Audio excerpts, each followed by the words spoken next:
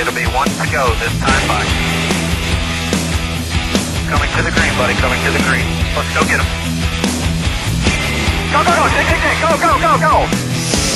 Get your motor running. Head out on the highway.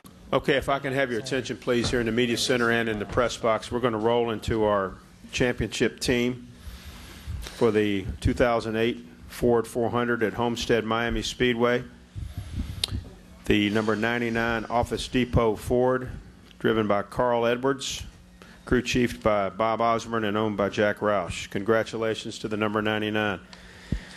Carl Edwards finishes second in the 2008 NASCAR Sprint Cup Series standings. This is his 9th victory in 2008. That's the series best, his 3rd victory in the chase.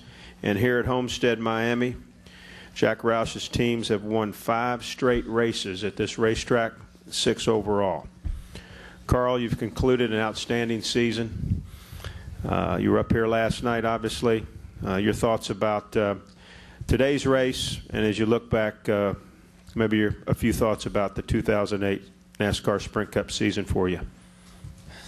Well, I'm sure glad we won today's race because it'll make it a little bit easier to deal with the off season and coming so close to the championship. You know, we ran really well this season, and something I wanted to make sure my guys understood is that they did their jobs. They did a great job, and it was you know, there's 2 races where we lost points, and one was my mistake, and one was a complete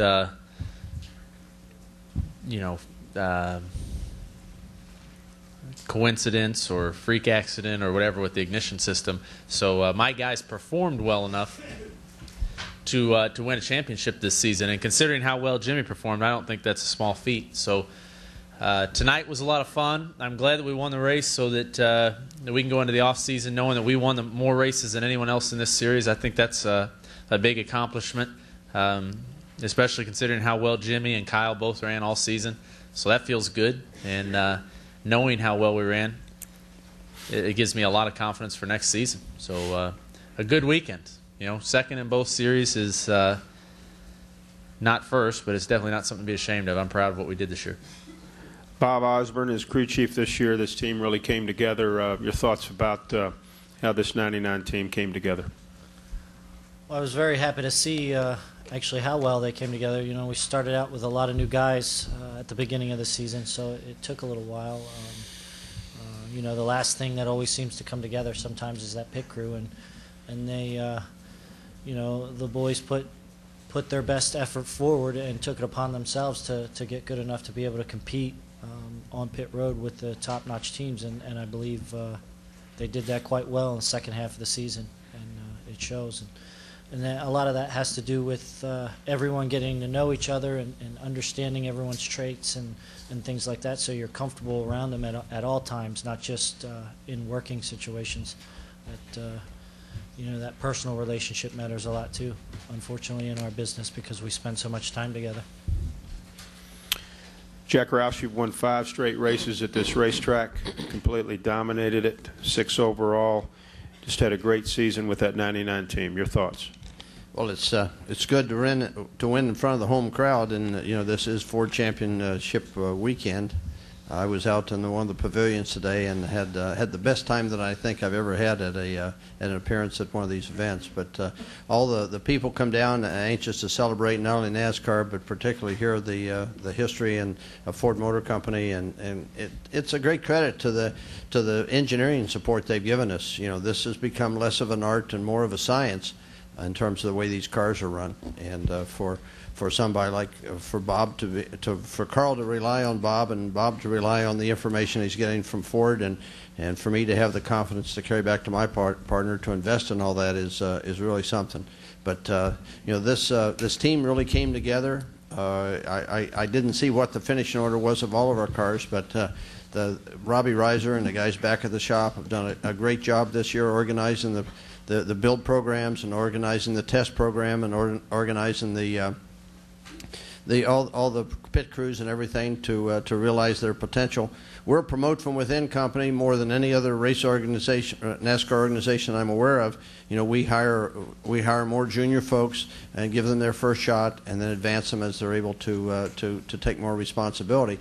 And that's one of the reasons sometimes that our pit crews are a little slower to develop as we'd like them to, is the fact we've got an average of people with a little less experience as they're looking for a foothold and trying to get involved with the sport. But you know, Ford did a great job. I was wrong again tonight. I apologize to Bob. I went down there. I was sure that he was going to get what he deserved at Texas. He was going to run Carl out of gas, but he didn't do that.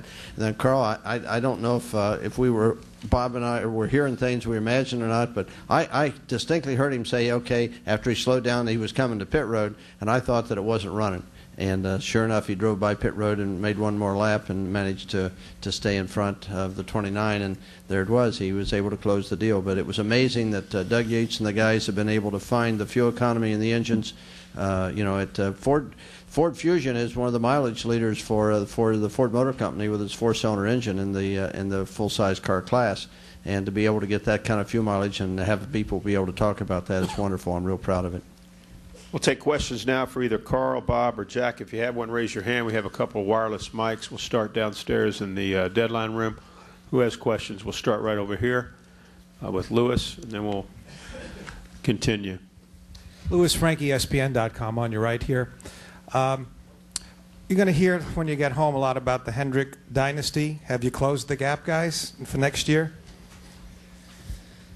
I mean, I think that you know, I mean, we won more races than Jimmy, and we ran with him, you know, when he won. And I personally feel like we closed a big gap this season. I felt like we ran very well at the road courses, at Martinsville, you know, at some of these tracks that we haven't sometimes been able to keep up with them. So yeah, hopefully, you know, I know they'll enjoy this championship, but I'm sure we've yeah, they knew we were here. You know what I'm saying? It's good.